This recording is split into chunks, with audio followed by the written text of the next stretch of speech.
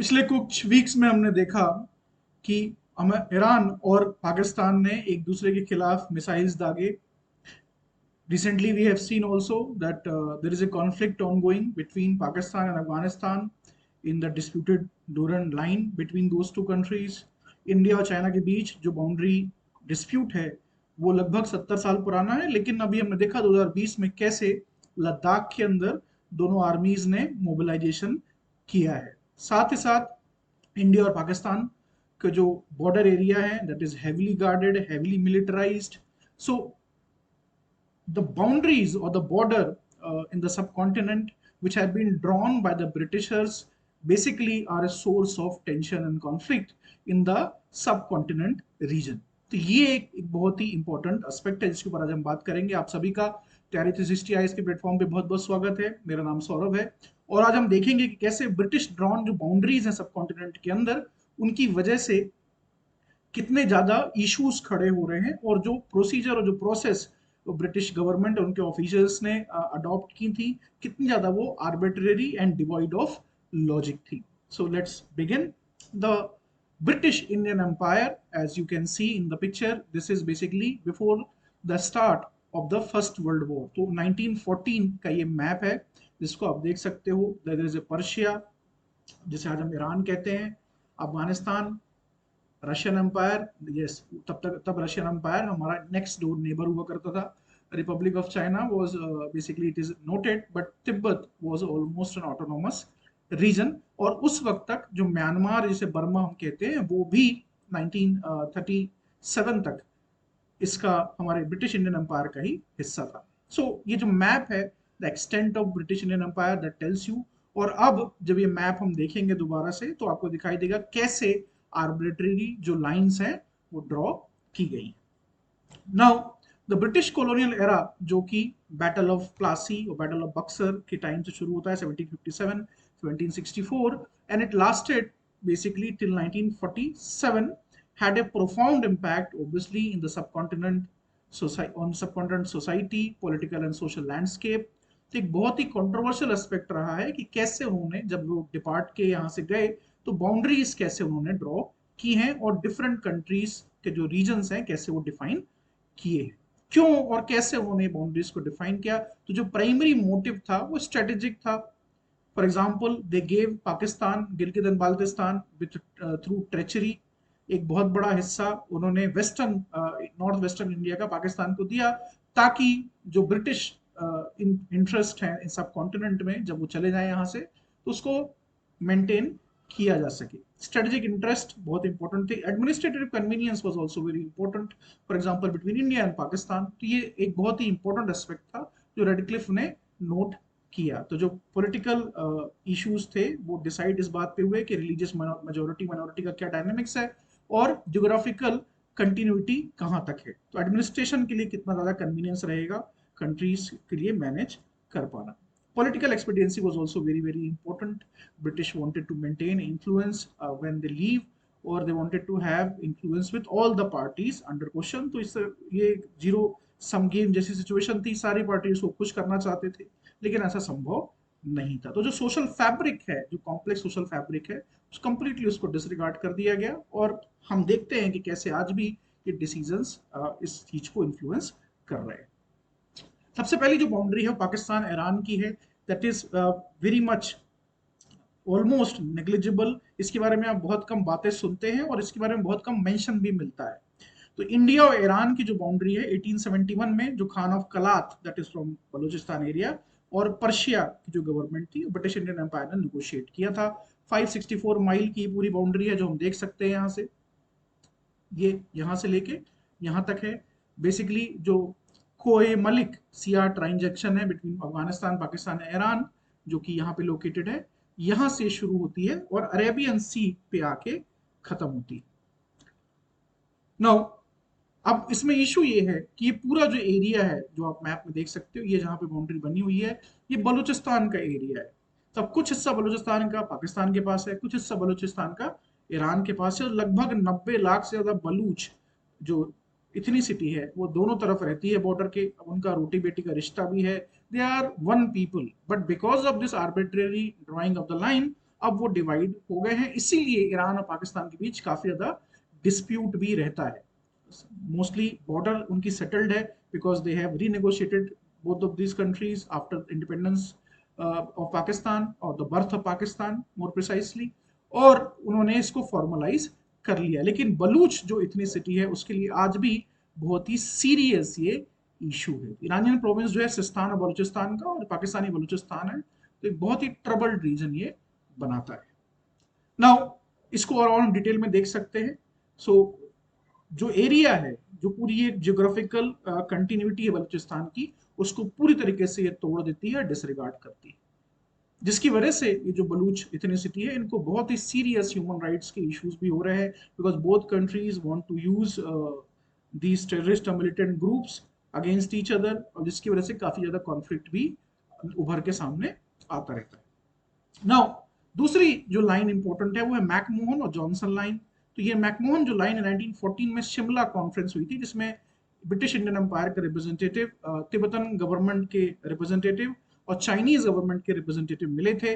1914 में ये नेगोशिएट की गई। उस वक्त ब्रिटिशर्स को बहुत खतरा था कि रशियन एम्पायर जो है वो थ्रू तिब्बत और through China can create a lot of issues for the stability of the British government in India. तो 1914 में उन्होंने तिब्बत को अपने इन्फ्लुएंस के अंदर लेने की कोशिश की। They had the political might, they had the military might.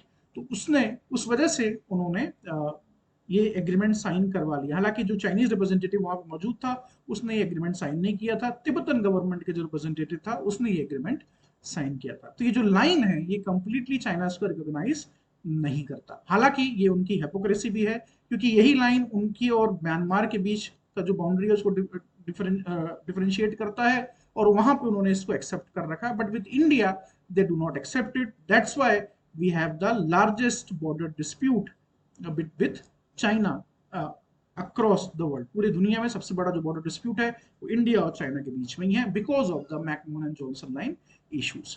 तो मैप में आप देख सकते हैं हमारा जम्मू एंड कश्मीर जो अब यूनियन टेरिटरी है, Gilgit Baltistan, this area is basically, और जो ऑक्यूपाइड कश्मीर का एरिया है इसे हम कहते हैं पीओके कंबाइंड, इसको कहा जाता है। This area, the Shaksgam valley, this area was ceded illegally by the Pakistan to China in 1963। और यहाँ पे ये आप देख रहे हो जो अभी LAC है, लाइन ऑफ एक्चुअल कंट्रोल। तो McMahon line north east India में बॉर्डर डिफाइन करता है। हमारा जो अरुणाचल प्रदेश है, स्टेट ऑफ अरुणाचल प्रदेश, जिसको चाइना इलीगली क्लेम करता है, तो इस उनका और जो Tibet basically Chinese occupied Tibet है उसकी बीच की जो बाउंड्री है, जो लाइन है, वो मैकमोहन लाइन है। लेकिन इसको चाइना रिकॉग्नाइज नहीं करता। लद्दाख के अंदर भी कई सारी लाइंस हैं, जिसमें से सबसे इंपॉर्टेंट है जॉनसन आर्कदैक लाइन। इसके बेसिस पे ही और पुराने जो जम्मू एंड कश्मीर स्टेट के जो कॉन्क्वेस्ट हुए हिस्ट्री के अंदर, और ये जो पूरा एरिया अंडर कंट्रोल था जम्मू एंड कश्मीर स्टेट का, क्योंकि बाद में ब्रिटिशर्स ने उनसे टेक ओवर लिया था। तो ये जो जॉनसन लाइन है ये पूरा माउंटेन रीजन को फॉलो करती है, जो कुनलुन माउंटेन्स है, और ये पूरा जो बाउंड्री बनाता है that is the Johnson line. So our claim to this region, the entire Aksai Chin, is based on it and our own historical rights of the Jammu and Kashmir states. यहाँ पे China इसको recognise नहीं करता, इसको China recognise बिल्कुल भी नहीं करता है, और इसीलिए उन्होंने ये जो एरिया है अक्साई चिन का, इसको ऑक्यूपाई कर लिया 1962 में। तो जिसकी वजह से न्यूक्लियर आर्म जो नेबर्स हैं इंडिया और China, they are simply fighting with clubs, डंडा लाठी, बॉर्डर के अंदर इनसे लड़ाई हो रही है अभी। और लगभग 1 लाख ट्रूप्स दोनों साइड से अमास्ड हैं लद्दाख के अंदर, टैंक्स, आर्टिलरी, एयर डिफेंस, सब कुछ वहां पहुंच चुका है। So it's a flash point and it's a very deadly flash point. Now तीसरी जो बॉर्डर है वो डूरन लाइन है। 1893 में सर मोर्टिमर डूरन जो फॉरेन सेक्रेटरी थे ब्रिटिश इंडिया के, उन्होंने ये बाउंड्री लाइन डिसाइड की थी। Now since the beginning of the British empire in India they were very concern कि अफगानिस्तान जो है वो जो उस वक्त का रशियन एम्पायर है उसके इन्फ्लुएंस में ना आ जाए, और इसलिए उन्होंने साम दाम दंड भेद हर तरीके से कोशिश की कि कैसे अफगानिस्तान के अंदर इन्फ्लुएंस बनाया जा सके। For example they invaded Afghanistan in 1842। 1842 में उनको फिर बाद में पिट के वहां से वापस आना पड़ा। 16,000 लोग गए थे, एक बंदे जिंदा वहां से लौटा। हालांकि बाद में उन्होंने रीऑक्यूपाई कर लिया काबुल को, but that's a separate story. They tried for many decades कि कैसे अफगानिस्तान में कोई पपेट रूलर बैठाया जाए, लेकिन जब उनको समझ में आया कि पॉसिबल नहीं है, is simply it is creating a lot of issues, a lot of military political cost. तो ये हुआ कि बाउंड्री डिसाइड कर लेते हैं, और 1893 में एक वीक गवर्नमेंट थी अफगानिस्तान के अंदर, तो उन्होंने उसको पुश करके ये लाइन जो है रिकॉग्नाइज कर ली। हालांकि वहाँ जो लोया जिरगा उनकी जो पार्लियामेंट थी उसने उसको रिजेक्ट कर दिया था। Loya Jirga is basically the community of elders, जो ट्राइबल एल्डर्स होते हैं। तो पश्तून जो ट्राइबल पूरा रीजन था वो बिल्कुल डिवाइड हो गया, दो फाड़ हिस्से में बट गया। अगेन यहाँ भी Pashtun they are one people, तो जो उनका रोटी बेटी का रिश्ता है, जो उनकी कल्चरल एक कम्युनिटी है, it was divided politically by these arrangements. तो इसको आप लाइन को देख सकते हो। अभी हमने देखा कि कैसे चमन बॉर्डर क्रॉसिंग के ऊपर काफी बड़ी मात्रा में गोला बारूद चला है, many civilians have been killed. Torkham के ऊपर भी कुछ ना कुछ हमेशा होता रहता है। In the last 1 year and so we have seen multiple times when the authorities have closed this border crossing and many people have died. Ghulam Khan border crossing the same way हम यहाँ पे कॉन्फ्लिक्ट देख रहे हैं। तो जो Durand line 1893 में, this is 1893, 1893 में इसको ड्रॉ किया गया था, और अभी भी इसकी वजह से सीवियर प्रॉब्लम है। गवर्नमेंट अफगानिस्तान के में कोई भी हो, नेशनलिस्ट हो, इस्लामिस्ट हो, अशरफ गनी की सरकार हो, या फिर हामिद करजई की हो, या फिर अब तालिबान की हो, इनमें से कोई भी कभी भी जो डूरन लाइन है उसको लेजिटिमेसी नहीं देगा, उसको एक्सेप्ट नहीं करेगा, क्योंकि उनकी समझ में अफगानिस्तान की बॉर्डर इंडस रिवर तक आती है। पाकिस्तान जो बाउंड्री बेसिकली उसने इनहेरिट की ब्रिटिश इंडियन एम्पायर से, वो डूरन लाइन है, so they are sticking to it. इसीलिए अफगानिस्तान को हमेशा इंस्टेबिलिटी का शिकार होना रहा है, क्योंकि पाकिस्तान कभी भी नहीं चाहता कि वहां कोई नेशनलिस्ट गवर्नमेंट आए, और भी ज्यादा कॉन्फ्लिक्ट होते हैं, लोगों की जान जाती है, बच्चों की हत्या होती है स्कूल्स के अंदर, और इसके साथ साथ एक जो पूरा वायलेंस का साइकिल है जो वहां चल रहा है, that is continue, and this is because of the border which has been drawn by the Britishers. Indo Pakistan boundary is we all knew. Cyril Radcliffe British lawyer ने ये लाइन ड्रॉ की थी। हालांकि उनको बहुत लास्ट में जब इंडिपेंडेंस होने वाली थी 15 अगस्त 1947 के पहले 2 महीने पहले उनको ये टास्क दिया गया। अब ये बंदा कभी भी इंडिया में इसने कदम नहीं रखा था, इसको कुछ भी इंडिया के बारे में नहीं मालूम था। अब इनको बाउंड्री कमीशन का चेयर बना दिया गया। हालांकि ये बनाया इसलिए भी गया कि भाई न्यूट्रलिटी रहेगी, ऑब्जेक्टिविटी रहेगी, but that was nonsense because he has never visited India, एक कॉन्टिनेंटल साइज कंट्री, उसको आपको दो हिस्सों में तोड़ना था। प्राइमरली आप पंजाब और बंगाल का डिवीजन करना था और रिलीजियस मेजोरिटी के बेसिस पे, तो उन्होंने किया। और रिपोर्ट जो है 12 अगस्त 1947 को अपनी सबमिट की, और ये जो रिपोर्ट है ये अनाउंस हुई 17 अगस्त 1947 को। इसीलिए पंजाब में वायलेंस जो है तब तक शुरू नहीं हुए थे। पंजाब में जो हिंसा शुरू होती है पार्टीशन के बाद, वो 17 अगस्त के बाद शुरू होती है, क्योंकि तब तक डाउट था। बंगाल में क्लैरिटी थी, बंगाल में क्योंकि 1905 में भी एक बार पार्टीशन हो चुका था, तो बंगाल के अंदर लोगों को क्लैरिटी थी कि क्या पाकिस्तान है क्या हिंदुस्तान है। लेकिन यहाँ पे पंजाब के अंदर क्लैरिटी नहीं थी, इन्होंने डिलिबरेटली क्लैरिटी नहीं रखी। और 17 अगस्त को जब ये अनाउंस हुआ तो भाई फिर वहां पे जो हिंसा और इतनी क्लिंजिंग का दौर शुरू हुआ, millions died, millions got displaced, and that was a systematic disaster created by the Britishers. ये बाउंड्री है उस वक्त का जो ईस्टर्न पाकिस्तान था, बांग्लादेश आज जिसे हम कहते हैं, वहां पे भी जो बाउंड्री थी बेसिकली पंजाब स्टेट और बंगाल स्टेट का डिवीजन जो है रेडक्लिफ ने किया, और वो कभी इंडिया में उसने कदम नहीं रखा था। So this is the way they did what they did, and it has created significant issues, जैसे पॉलिटिकल एथनिक कॉन्फ्लिक्ट आज भी चल रहे हैं, लिंग्विस्टिक कल्चरल डिवीजन्स, इतनी सिटी को इग्नोर किया गया था, तो आज भी सारी लाइंस आप देखते हो mostly bye and large contentious है, रीजनल स्टेबिलिटी जिनसे होती है। पार्टीशन एक बहुत बड़ा वायलेंस का सोर्स बना 1947 के अंदर, और रिफ्यूजी क्राइसिस खड़ा हुआ। एनिमोसिटीज जो थी ऑलरेडी पहले भी थी, हिंदू मुस्लिम जो इश्यूज थे, और 1947 के बाद और भी सीवियर वे में ये निकल के आया।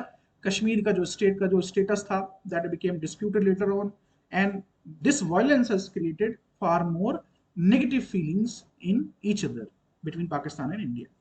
जो नेशनलिज्म है उनको ये बाउंड्रीज तोड़ नहीं पाई, पश्तून नेशनलिज्म को नहीं तोड़ पाई, बलूच नेशनलिज्म को नहीं तोड़ पाई। सो दैट और आइडेंटिटी का जो एस्पेक्ट है that has been severely dented, but it is alive, और जिसकी वजह से आज जो हम प्रॉब्लम्स देख रहे हैं पूरे सब कॉन्टिनेंट में, स्टेट्स के बीच जो वायलेंस हो रहा है, जो पॉसिबिलिटी ऑफ वायलेंस है, 3 स्टेट यहाँ पे न्यूक्लियर आर्म्ड है, India, Pakistan and China, and any day any moment अगर सिचुएशन एक्सट्रीम की तरफ जाती है तो that will be a very serious crisis for the people living in these countries. And solely the blame lies with the British. They did it because of their strategic interest. They ignored the geography. Completely उन्होंने geography को ignore किया है जब boundaries को draw किया, चाहे वो Durand line हो या फिर गोल्डस्मिथ लाइन हो या फिर रेडक्लिफ भी हो, particularly in Punjab. So this has created a very serious issue, and that's why it is very important to look into the history of boundary delineation in the subcontinent by the British Empire. I hope all of you liked it. Please subscribe to the channel and you can join me on my Telegram as well.